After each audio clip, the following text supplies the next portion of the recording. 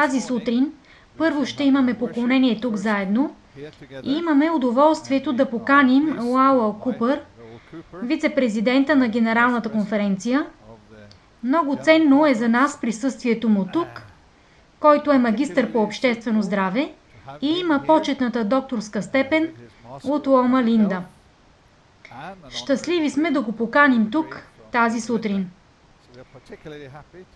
Той ще говори за изцеляващото присъствие и в тази програма по-специално ще разгледа как Исус служеше.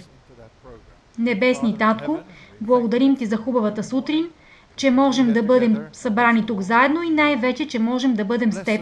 Благослови ни тази сутрин в тази служба, благослови ни днес в нашите дейности тук. Благодарни сме, Татко, за Твоето присъствие. В името на Исус. Амин.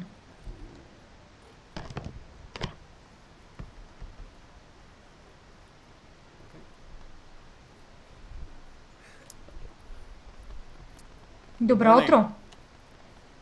Научих през последните няколко часа, че моята представа за границите на Европа е много недостатъчна. След като пристигнах тук, аз срещнах няколко човека от Азия, няколко от Африка, няколко от Арабския залив, няколко от Латинска Америка и няколко от Съединените щати. Границите на Европа се разширяват. Чудесна привилегия е за мен да бъда тук с толкова много здравни работници и с толкова много защитници на здравословния начин на живот от всички посоки на света. Подходящо е да изследваме въпросите пред нас в контекста и в рамката на поклонението. Всички ние имаме нужда да разберем, че поклонението пред Бог и служенето на Бог са свързани. Нашата ежедневна дейност е свързана с нашето поклонение. И така, в тези няколко минути тази сутрин, нашето размишление ще бъде върху причината за и ролята на здравната грижа в църквата на адвентистите от седмия ден. Нека основем нашето размишление днес върху пасаж от Писанието, от Евангелския пророк, който осветлява нашето разбиране за Божията цел за Неговия народ. Четем в Исаия 42 глава, стихове 5 до 7. Така казва Бог, Господ, който е направил небето и го е разпрострял, който е разслал земята с произведенията й, който дава дишане на людите, които са на нея, и дух на тия, които ходят по нея. Аз, Господ, те призовах в правда. И като хвана ръката ти, ще те пазя и ще те поставя за завет на людите, за светлина на народите, за да отвориш очите на слепите, да извадиш запрените от затвор и седящите в мрак из тъмницата. Какво твърдение за обширните Божии намерения в този свят!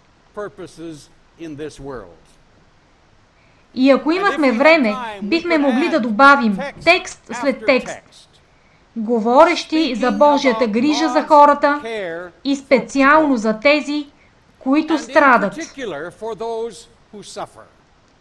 Нищо не е казано в този текст за болници. Затова, може би, ще е полезно да разгледаме накратко историята на болниците. Религията и медицината са били свързани от древни времена. Най-ранният документ за институции, които целяли да осигурят лечение, били в египетските храмове.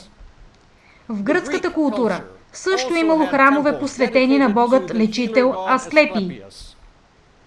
Най-ранното доказателство, което историците откриват за институции, специално посветени на здравните грижи, отделени от религията, е в Шри-Ланка, където изглежда, че такива институции съществували около 400 години преди Христа. По време на Римската империя, приемането на християнството като религия в империята довело до една по-тясна връзка между религията и здравната грижа. Адвентистите от седмия ден помнят Никейския събор поради ред причини. Някои от тях са много позитивни. На Никейския събор се приема изискване към църквата да се грижи за бедните, за болните, за вдовиците и за чужденците. На Никейския събор се приема заповед да се строи болница във всеки катедрален град.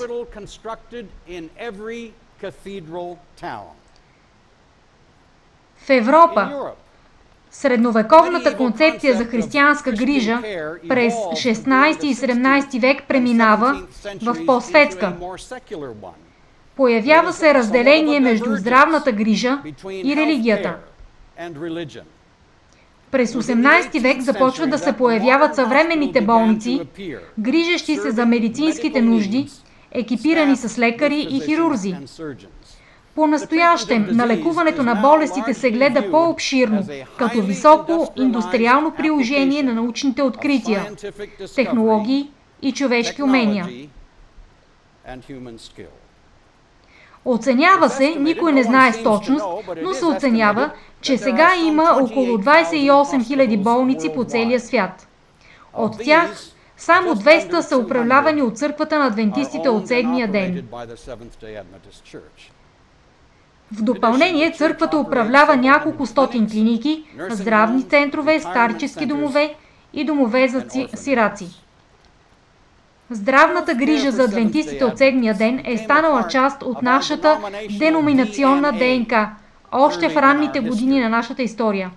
До голяма степен като резултат от едно обширно видение за здравето, дадено на Елън Уайт. През 1866 година, 3 години след официалното организиране на Генералната конференция, беше отворен първия здравен център. Последваха още много в следващите десетилетия. В много части на света болниците на адвентистите от седмия ден са известни с отличителното си качество, състрадателна грижа и разумни цени. Тези три елемента са в езика на всеки в наши дни, когато говорим за здравната грижа.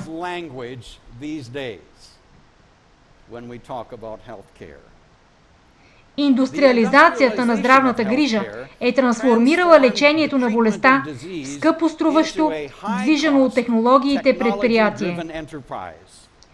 И изглежда, че в голяма част от света институциите на адвентистите от седмия ден трябва да се борят, за да имат най-доброто от тези разработки.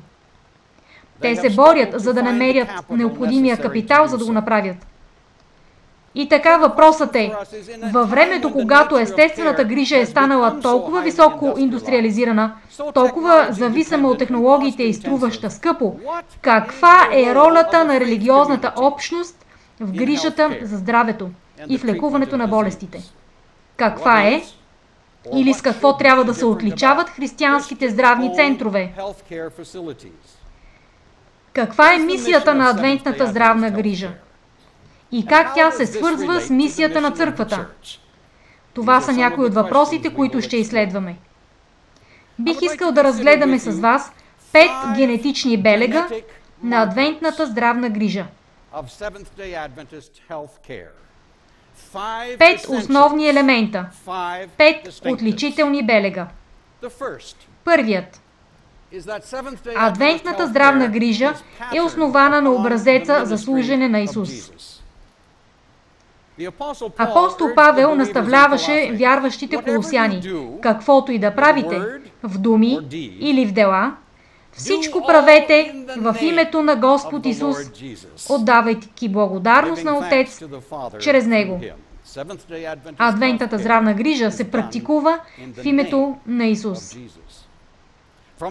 От началото тя обрисува себе си като продължение на изцеляващото служене на Исус. Въпреки че не е възможно напълно да заключим от библейския запис, изглежда, че Исус посвети повече време на изцеляването, отколкото на проповядването. Беглите записи в Евангелията за излекуването на треска, атрофирали крайници, глухота, слепота, проказа, парализа, наранявания. Той дори правеше това в събота. Целият спектър на обществото получаваше неговото внимание и грижа. както богатите, така и мизерстващите, както децата, така и възрастните, както мъжете, така и жените, както израелтяните, така и езичниците, както знаещите, така и незнаещите. Но сред тях изглежда, че Исус отделяше специално внимание на най-незначителните, най-последните, най-изгубените, най-нископоставените, най-изоставените. Той отделяше внимание на тези, които бяха неглижирани от обществото.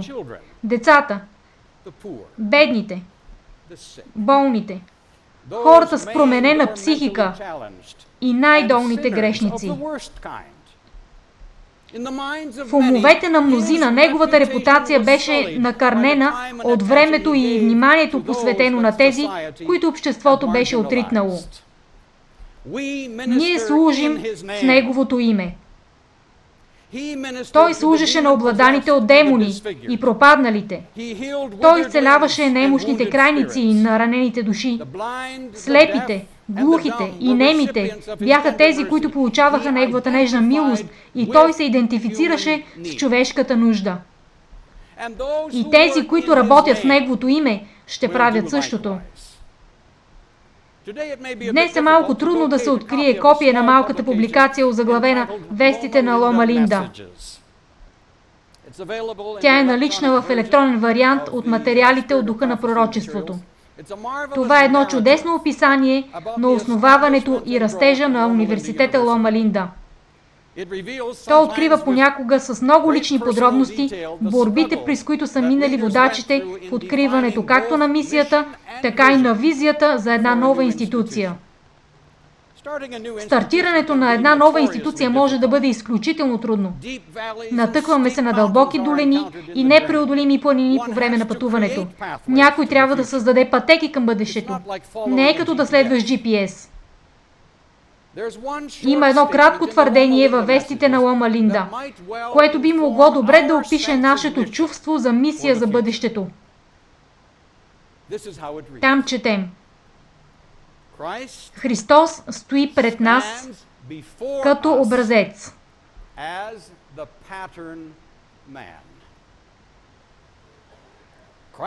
Христос стои пред нас като образец за великото здравно мисиониране и като пример за всички, които го следват. Неговата любов, чиста и свята, благославише всички, които идваха в сферата на Неговото влияние. Какъв тогава е примера, който ние даваме на света? Ние трябва да правим същото, което беше започнато от великия здравен мисионер. Да размислим върху това. Христос, образецът. Работата, която Той вършеше тогава, е нашата работа днес. Той проповядваше и изцеляваше. Той внесе значимост и цел насред празнотата, насред объркването и хаоса в живота на хората. Той даде надежда там, където имаше отчаяние, пълнота там, където имаше празнота, и цялостност там, където имаше развалина. И това е, което ние трябва да правим. Четем в старозаветните пророци, че Бог е този, който извършва съд за сирачето и вдовицата, и който обича чужденците, осигурявайки им храна и облекло. Тези рамки, сирачето, вдовицата и чужденеца, се срещат много пъти в Стария Завет. Това е като вид стенография, кодиран език за всички тези, които са слаби и уязвими, отритнатите от обществото. Тези, които по-скоро биха избутани от стената, когато стане усилно. Дори в тяхната несигурна ситуация, Бог има специална загриженост за тях. И Неговите последователи действат по същия начин. Познанието за Бога трябва да се вижда като нещо повече от набор от твърдения, касаещи Неговото съществуване, Неговия характер и позиция. Познанието за Бога трябва да бъде преведено на езика на практиката. Тенденциите в религиите, в историята, са били повече загрижени за самата религия, отколкото за човечеството. Христос се грижи повече за човечеството, отколкото за религията. Някой може да каже, че неговата грижа за човечеството беше главният начин за изразяване на неговата религия. Пророк Йеремия противопоставя безбожния и нечестив цар Йоаким с неговия знаменит баща Йосия. За Йосия той пише, обръщайки се към Йоаким: нямаше ли твоя баща храна и вода? Той правеше това, което е право и справедливо. И всички живееха добре с него. Той защитаваше каузата на бедните и нуждаещите се. И всички живееха добре. Не е ли това, което означава да познаваш мене, казва Господ? Какъв разтърсващ текст! Какъв разтърсващ текст! Да приравниш познанието за Бога със службата за човечеството. Познанието за Бога е неразривно свързано със служенето в нуждите на хората. Не бихме ли се съгласили с твърдението на Торн Селншорн, която казва: нашето призвание не е първостепенно да бъдем святи жени, но да работим за Бог и за другите, заедно с Него. Нашата святост е резултат, а не причина. Бог не може да направи нищо, докато моят интерес е върху собствения ми характер. Той ще се погрижи за това. Ако аз се покорявам на Неговия призив, учейки се да обичам Бога и хората, както Той е заповядал, очевидно, освещението със сигурност ще дойде. Това не е краят сам по себе си. И така, преди всичко, адвентното здравно служене е построено върху образеца на Христовото служене. На второ място, адвентното здравно служене има за основа мисионска, а не търговска мотивация. Истина е, че където няма марж или печалба, там няма и мисия. Но също така е вярно, че нашето желание за активно салдо никога не трябва да измества нашата отговорност да служим. Работейки за активно салдо или печалба в нашите институции, въпросът е как поддържаме мисията, а не защо го правим.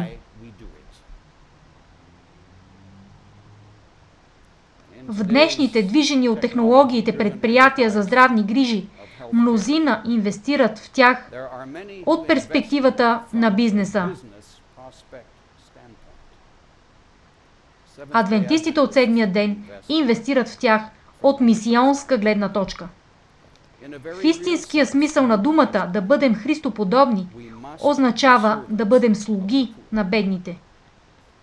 За да изпълним този аспект на нашата мисия, ние трябва така да управляваме институциите за здравни грижи, че те да бъдат с устойчива финансова жизнеспособност. Но нека никога не допускаме грешката да преследваме печалбата като наша първостепенна цел. Тук отново ще се обърна към книгата на Елън Уайт "Службата на изцелението".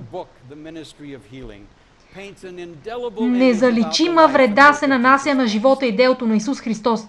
Това твърдение дава една рамка за разбирането на Неговата мисия като наша собствена, като се стремим да вършим всичко в Неговото име.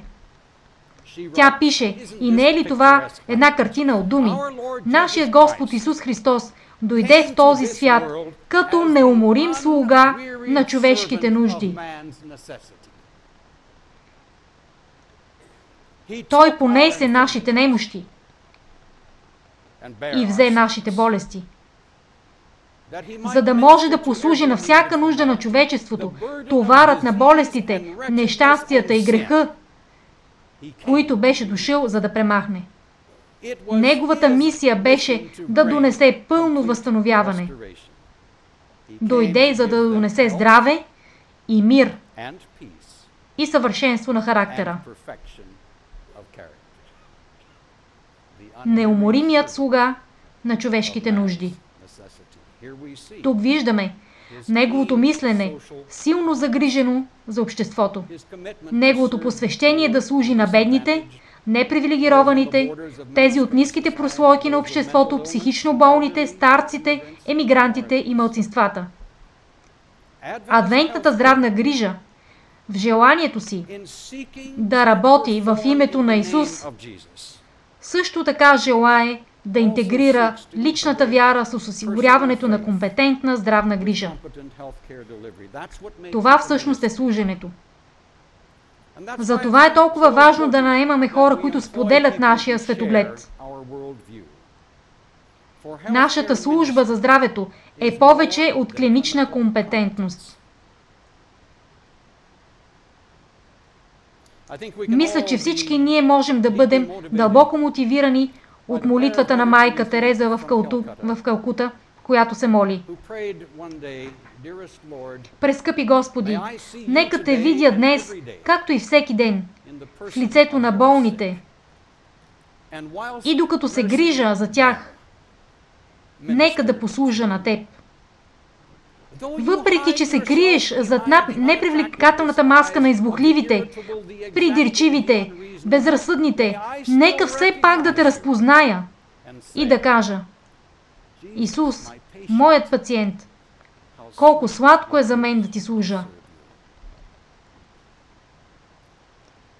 В Изход, историята за изхода е един голям контекстуален екран на Стария Завет. В изхода Бог отговори на всички видове нужди на израелтяните. И нашето посвещение в Божията мисия трябва да демонстрира същата цялостност и загриженост за човешката нужда. Слабост на религиите е било, че те са се грижили повече за религията, отколкото за човечеството. Историята на изхода е разказ, в който всички старозаветни Божии люде намерили своята идентичност и цел. Божието изкупление е политическо, икономическо, социално и духовно. В изхода Бог отговори на всички измерения на човешката нужда. И нашето посвещение в мисията трябва да демонстрира същата широка цялостност на загрижеността за човешката нужда, която и Бог демонстрира. Има два начина да следваме ограничено разбиране на нашата мисия. Единият е да се концентрираме върху духовните значимости и да отхвърлим социалните, икономическите. Другият е да се концентрираме върху политическите, икономическите, социалните, до толкова, че духовното измерение да се изгуби от погледа ни. Нека Бог да ни даде милостта да разберем как да запазим двете в баланс. Защото Божията мисия включва цялостно възстановяване на всичко, което е характерно за цялото му творение. Унищожаването на цялото зло, което върши делото си в този свят. Следователно, нашата мисия трябва да бъде толкова всестранна, както Евангелието и цялата Библия ни дава като пример. Трябва да бъдем внимателни. Нека оставим идеята, че белезите на религиозния живот са изучаване на Библията, молитва и свидетелстване. Това е непълен списък. Това, което липсва, е служене. Това, което липсва, е служене. На трето място. Адвентната здравна грижа се занимава с благополучието, не само с лекуването на болестите.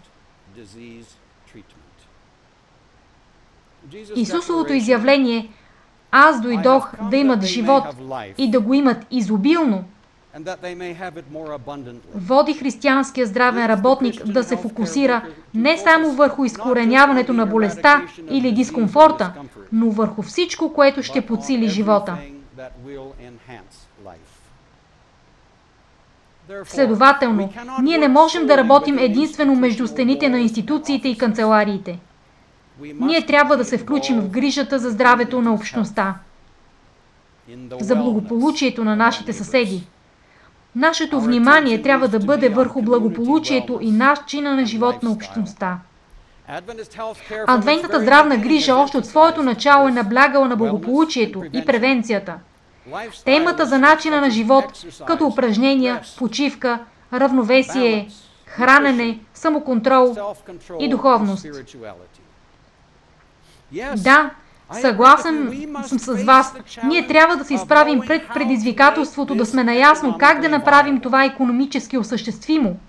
Но ние никога не трябва да изоставяме нашето посвещение да правим повече от просто лекуване на болести и поправяне на счупени крайници. Не трябва да мислим, че здравната грижа е изпълнена, когато хората идват при нас, че служенето се изпълнява само между стените на нашите сгради.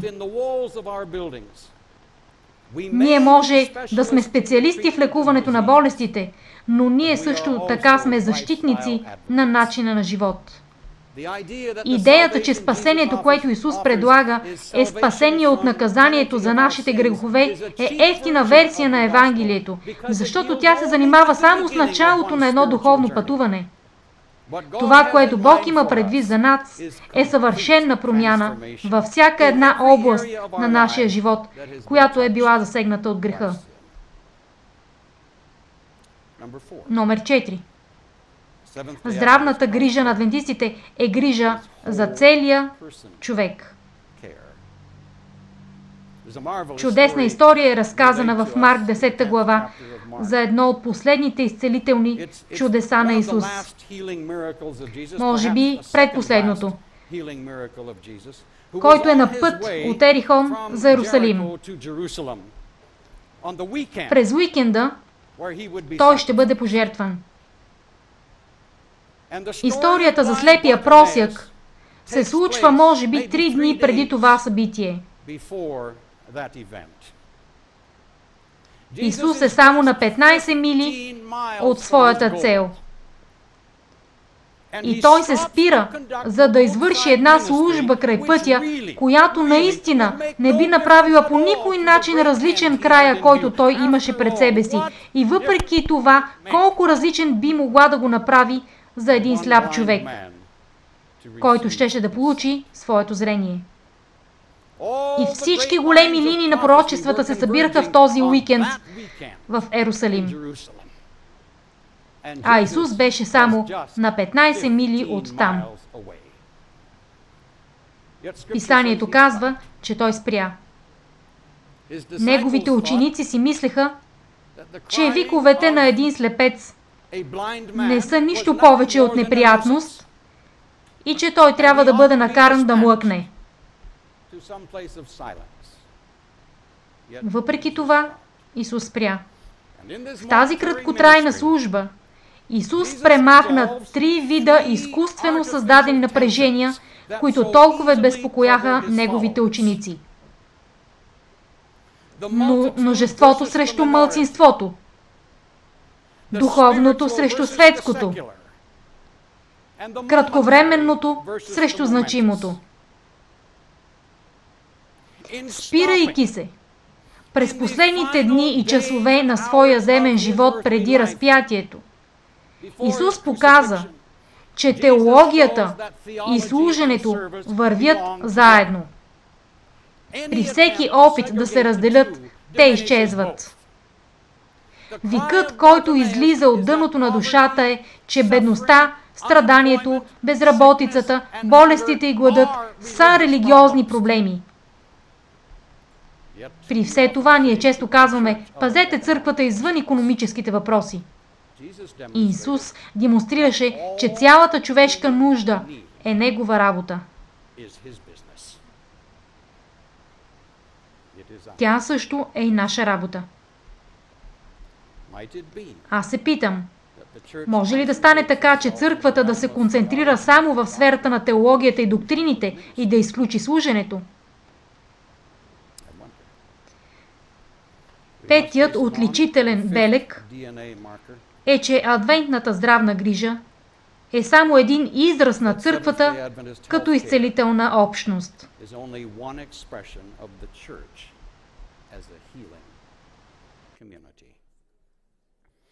В най-тесния смисъл, църквата и болницата са свързани.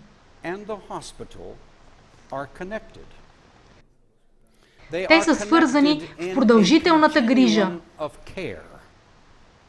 Затова цялата църква е наричана изцелителна общност. Какво би се случило в нашата църква, ако всяко едно събрание виждаше себе си в тази светлина? Ние сме част от продължителната здравна грижа на нашата общност. Нашите адвентни болници може да са на една ръка разстояние от църквата за съответните здравни цели. Те са тясно свързани с църквата за целите на служенето. А църквата, от своя страна, е в тясна връзка с болницата. Има широко известно доказателство, че благоденстващите общества не обмислят дълго как да се справят с заразните болести. На тях не се гледа вече като на страшна опасност в нашите общества. И в значителна степен откритията и науката ни информират как да се справим с болестите, причинени от начина на живот, като ракът, хипертонията и диабетът. Но сред изобилието и благоденствието, ние се сблъскваме с нарастващите заболявания на душата. Депресия, празнота, вина и различни разстройства, предизвикващи емоционални поражения и травми. Известният автор Хенри Наун в края на миналия век характеризира благоденстващите общества с две неща.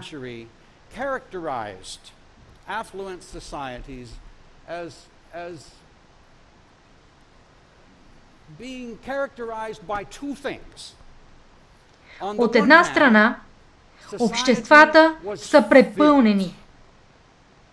препълнени до преливане.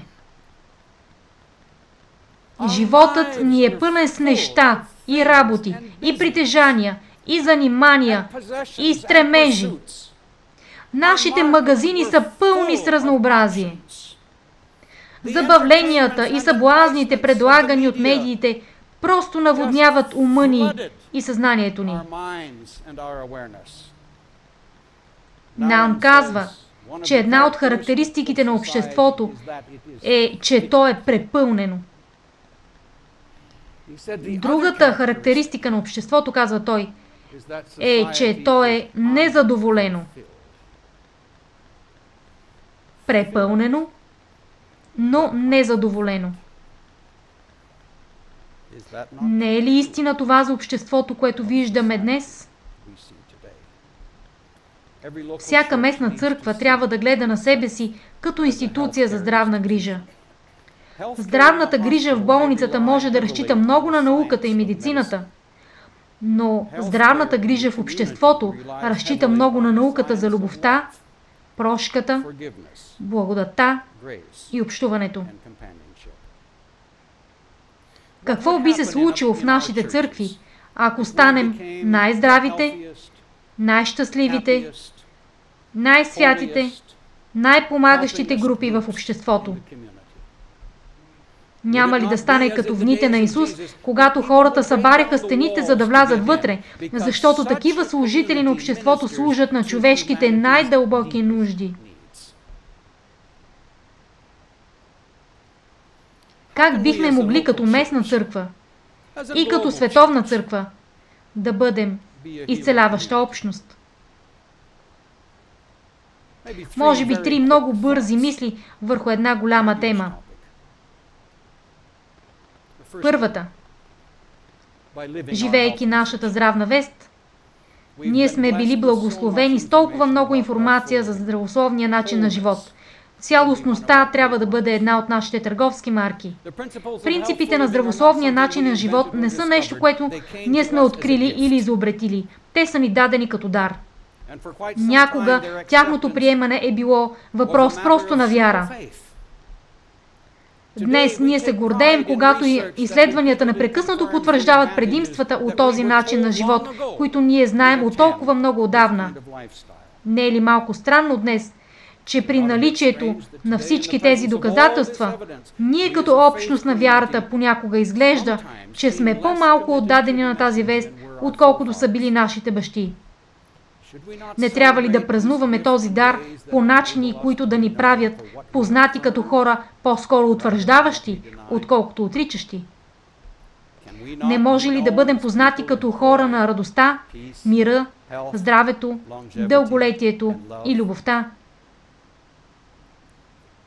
Ако сме научили нещо от науката, не е ли това, че базираното на доказателствата познание показва ползите, които ние проповядваме за здравословния начин на живот? Нека намерим начин да споделим това със света. На второ място, ако църквата е изцеляваща общност, ние трябва да бъдем много внимателни как изразяваме теологията на страданието. Трябва да бъдем много внимателни в това, как изразяваме теологията на страданието. Идеята за Евангелието на просперитета, идеята, че ако се молиш достатъчно упорито, ако правиш достатъчно дарения, ако изучаваш Библията достатъчно, Бог ще ти направи гладък пътя до вечността, е една измама.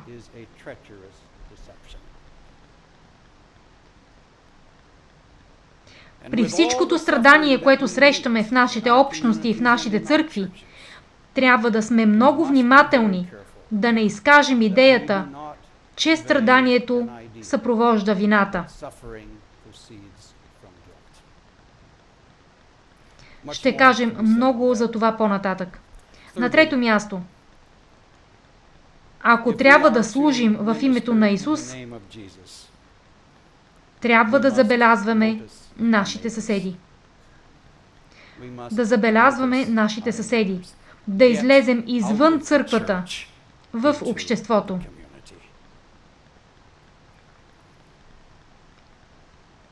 Говорихме за отличителните белези на адвентната здравна грижа. За това, че това е служба в името на Исус и защото е извършвана в името на Исус, тя заслужава нашата най-добра енергия и нашите най-добри умствени способности.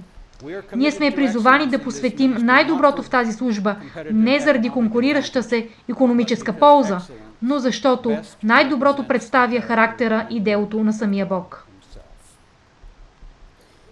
В книгата си «Христос, поставен на 10 000 места», Юджин Питърсън разказва историята за един отец на църква от 4 век, отец Григорий от Ниса, чийто брат Базил Велики наредил Григорий да бъде епископ на Кападокия. Григорий не бил щастлив от това назначение, защото Кападокия не била добро място. То било малко, незначително и непретенциозно, а Григорий искал да бъде поставен на някакво по-значително място.